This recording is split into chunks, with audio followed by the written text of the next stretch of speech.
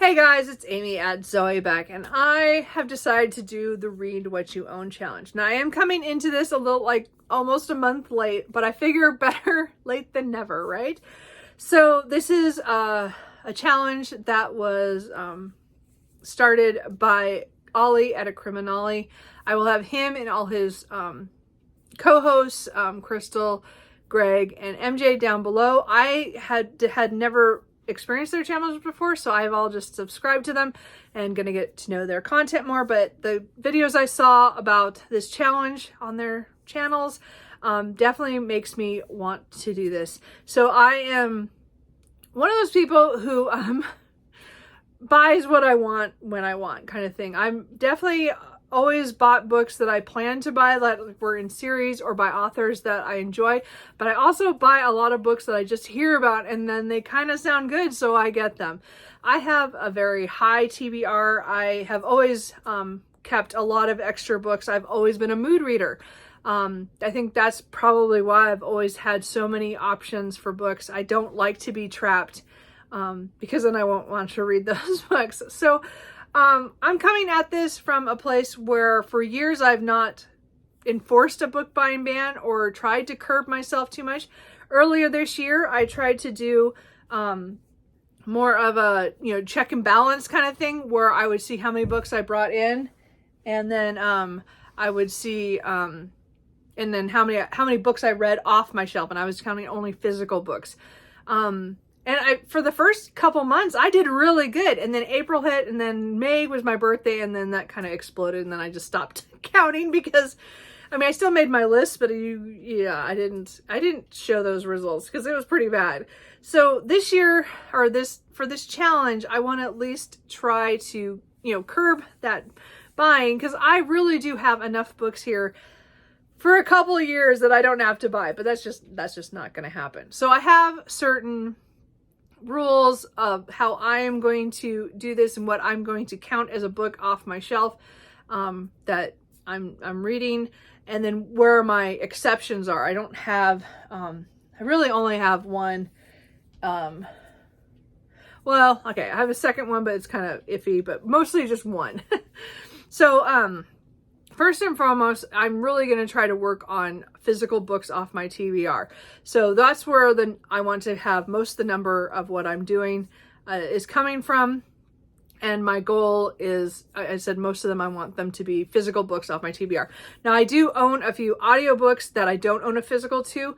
And if I read those, they count, because ebooks, audiobooks, and physical books all count towards if I have acquired them. They are in my library, either my electronic or digital library or in my physical library. So they will count, but I will definitely be working more towards physical books off my TBR. That's where I want to work on. So so again, as I said, all those things count. I don't expect to read many ebooks. I don't expect to, I'll listen to a lot of audio, but hopefully there'll be books that I own physically. So the things I'm not going to count is I do have KU for the next couple months. It was a Black Friday, it was 99 cents for 3 months. So I just did it. And then I didn't think about that. So I'm try not to read too many of the KU books, even though now I have that for 99 cents. Because I want to work on the physical books, but I might put those in there. The only KU books I'm going to count for Read What You Own, because it's technically not what I own, but it's in a series I've already started. So I read the first book in the summer off when I had KU for a couple months then. But the second book and a novella came out, so I kind of want to read those in that series. So those are the only two KU books I want to count towards the Read What You Own, because they're in a series I want to get caught up on. And because again, I'm a big series reader, so I'm going to count that. But most of the KU books, if I read any other ones, I'm probably not going to count them for the Read What You Own because I don't own them. I'm just going to count the ones in a series that I want to check off that I did. Does that make sense? I don't know. What was the other thing? I am going to keep my Audible subscription because, because I do like getting the credits for when there's a book I'm having trouble with and I can get the audiobook if I can't get it from my library. So I will keep that. That money is just, I'm already paying that, and that's the only subscription that I have other than the KU that's, I just got for a few months. So I'm not gonna, I think that'll be fine for that. So that's the only one I'm keeping that way. I know that a lot of people have different takes on this, but they want to say rereading counts, but I am not going to count any of my rereads because I'm a huge rereader. I reread probably 2 to 5 books a month. I reread. I think I've reread almost 50 books this year already, maybe a little bit more than that. I don't remember. It's really close to that number, and I plan to reread 3 books before the 5th book in a series comes out. So I'm kind of already partway through that. So those books aren't going to count. I've read those books before. They're not off my TBR. I've already read them. So to me, rereadings don't count because I'm a huge rereader. That is not a new thing for me. And again, for years, I never counted my rereads, even like marked them anywhere to say that I reread that book until the last couple of years. And then this year is the first year I'm actually counting it as a book read. For my numbers, but it's more just, it's to prove, I just want to prove how much rereading I'm doing. I don't need to add that to my read what you own. I usually already own those books, and I'm rereading them for my enjoyment, but they don't count towards my read what you own challenge. They're not going to. I can't, that'd be like freebies. I'm sorry, but they won't like affect getting stuff on or off my, get off my TBR kind of thing. So I think that's it. So they talk about my library. So any book that I read that's from the library physically or an ebook, and I don't own a physical copy, then I'm not going to count it. Library books don't count for me. That again is not off my shelf and not what I own. Now, if I happen to have a physical book, but I want to get the audio from the library, then that'll count because that's helping me get a physical book done off my TBR. So that's probably the only way that's going to work for me. Or even if I own an ebook and I get the audiobook, it's the same thing. So if I, that's probably the only way that's going to work. And that's what I do quite often is I get an audiobook from the library to help me get through books if I can. If not, I have Audible or Audible Plus for that. So anyway, so I just, I don't know if that, I think that makes sense. Then DNFs. So, I know that there's some people saying, DNFs, they're counting them. My thing is, if it is a soft DNF, that means that's a book that I start and I decide, no, this is not the time for this. I don't want to read this, but I'm not getting rid of it.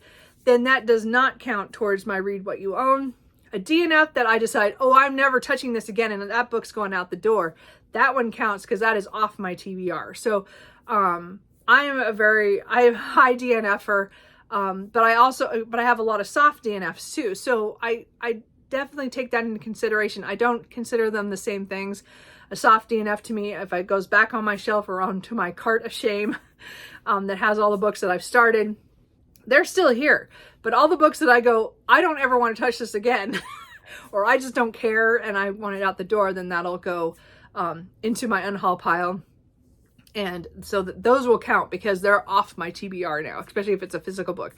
If it's an ebook or an audiobook that I DNF, that's not going to count so much. I mean, I might still count it. It matters how my numbers are going, but really I don't plan to DNF audiobooks and ebooks as much as physical books. But, if it's a DNF and I literally say I'm never going to read this again, then yeah. I think that's all the big things. Oh, okay. So then my exception. So I did talk about the KU, the 2 books that I'm going to accept as an ebook. Those 2 ebooks that are part of a series that I've already started. So part of that is if I get into a series and I really want the next book, I will try to get it through the library so that it won't count for the read what you own. We'll see how that goes, but that's my goal. But I figure that's where I'm going to break, is if I can't have the next book in a series if I start a series. So I don't know how that's going to affect my reading, because there's a couple books that I thought about reading the first book in a series, but I'm afraid that if I like that book, then I won't be able to continue on because I don't own the next book. So we'll see how that goes. Like, as I said, I want to have the caveat that if I will try not to buy sequels, I will try to go through the library. So again, except for the KU ones, again, I'm going to only pick those ones that I started that series already and count those two, because I have started the series. It's, you know, history. Anyway, I don't know if that makes sense. We'll see. And then the big exception is my pre-orders. I am not getting rid of my pre-orders. All pre-orders that I have usually are all books by authors I have read before. So they are established authors to me. They are either books in a series that I'm already continuing. As I said, I want those continuation books, and I will want those to come in, and I will want to read them. So I am allowing to keep the pre-orders I have. Again, as I said, I have one coming in December, so I'm going to definitely read that book. So I don't know how I should count that, because again, I pre-ordered it a long time ago, and it's just coming out on the 7th, and I'm rereading books in order to read that book. So I probably will. I mean, I think I should be able to count that, but we'll see. I don't know. Maybe I don't need to, but I don't know. So I'm kind of on the fence about that, but I definitely will let myself have the pre-orders. That's the only books that I'm buying up until I finish this, whatever this challenge turns out to be for me. So we'll see. So as I said, I'm going to keep my pre-orders. I have a couple at the end of January and early February. So if I'm still doing it by then, I'm going to let myself have my pre-orders. That's all I'm going to say. So number wise, so the 100 books is pretty much how Olly started this, as in this is how many he wanted to get done before he bought another book. I don't know if I can last 100 books. Now I read a lot faster than I used to, or I spend a lot more time in it, but in just going through November and a couple of things where I'm trying to get back into doing several other activities too. it's cutting back, you know, my reading a little bit. And so I don't know, it would take me probably maybe 4.5 months to get to 100. I don't know. We'd have to see. But so what I'm going to do is that, because I have a really bad history of going on book buying bans where I would go on a ban for a couple weeks and then I would freak out and then just buy a lot of books. And I did that when I didn't have a lot of money. It was like a compulsion kind of thing. So I'm hoping I've grown out of that. But I'm thinking that if I do 25 at first, see how that goes. And if I can, go a little farther, I will. I mean, my goal is to at least hit 50. I don't know if I can go past 50. I would like to be able to say, oh yeah, I can do the 100, but I just can't fathom not buying books for over 2 months. Like right now, I just don't know if that would happen. I don't, as I said, again, I still would get my pre-orders, but that would be it. And I just don't know if I could do that. Now I have, talked in the comments in some of my videos about my book buying, and I have a couple ideas on how to keep myself from how to make lists and have things going on the side to what books I might want to buy in the future. But I just don't know if I can last to 50, or I don't think I can hit 100.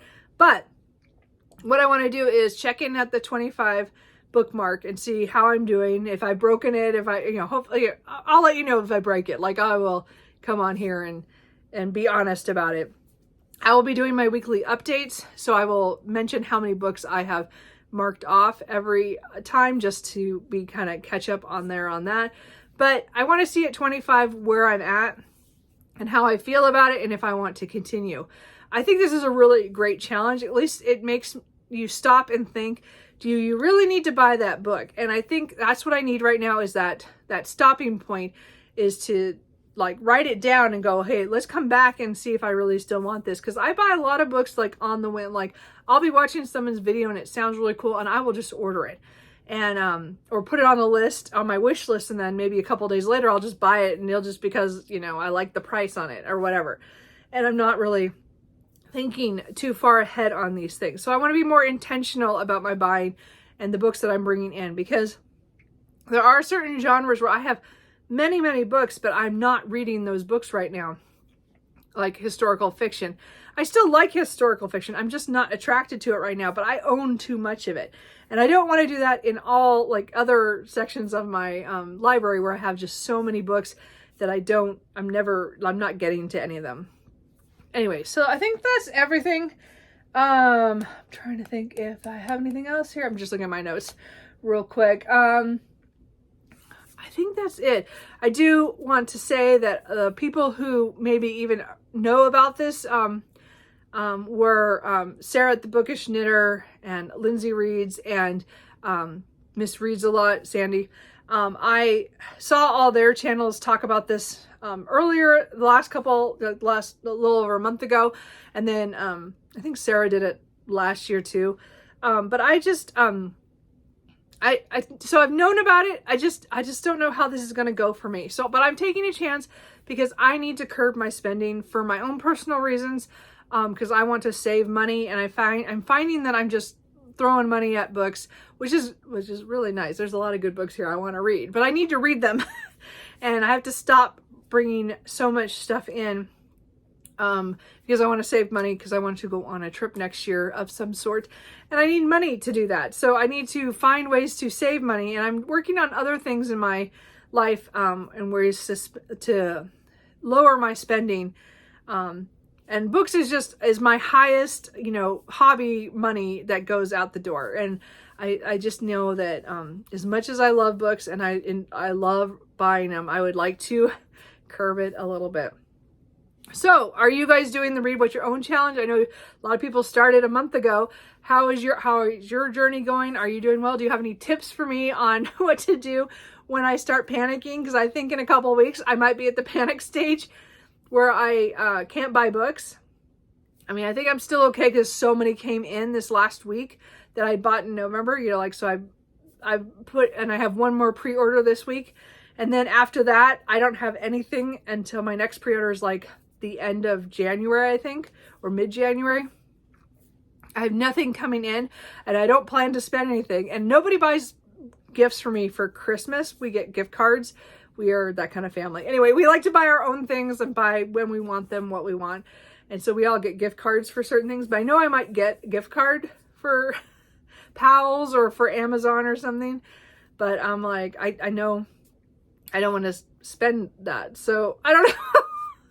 Anyway, I guess I'm just looking for if you guys have any tips or any other tricks that I should know about, or just wish me luck on this, and we will see how it goes. So that's it. I will check in with you again in a week. We'll see if I've finished any books that I can count towards this Read What You Own challenge. We'll see what happens. Anyway, I will talk to you guys later. Bye.